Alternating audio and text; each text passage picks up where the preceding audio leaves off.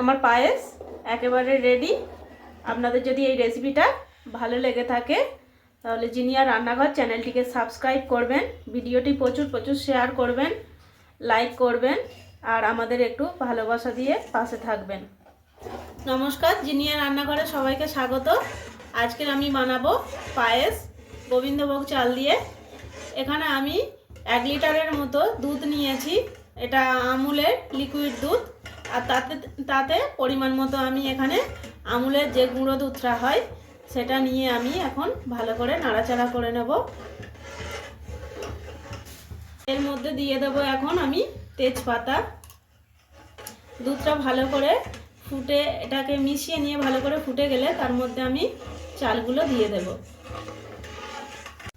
দুধটা আমার একটু ফুটে উঠেছে, এর মধ্যে আমি চালগুলো দিয়ে দেব।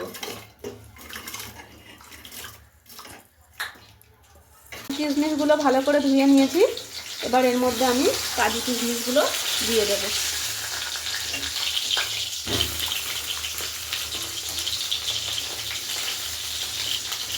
এরপর আমি এর মধ্যে দিয়ে দিয়েছি 4-5টা এলাচ, বড় এলাচ থেতো করে রেখেছিলাম। এর মধ্যে এটা আমি দিয়ে দিচ্ছি। দিয়ে একটু নাড়িয়ে নেব। আমার পায়েস একেবারে রেডি। আপনাদের যদি এই রেসিপিটা ভালো লেগে থাকে তাহলে জিনিয়া রান্নাঘর চ্যানেলটিকে সাবস্ক্রাইব করবেন, ভিডিওটি প্রচুর শেয়ার করবেন, লাইক করবেন আর আমাদের একটু ভালোবাসা দিয়ে পাশে থাকবেন।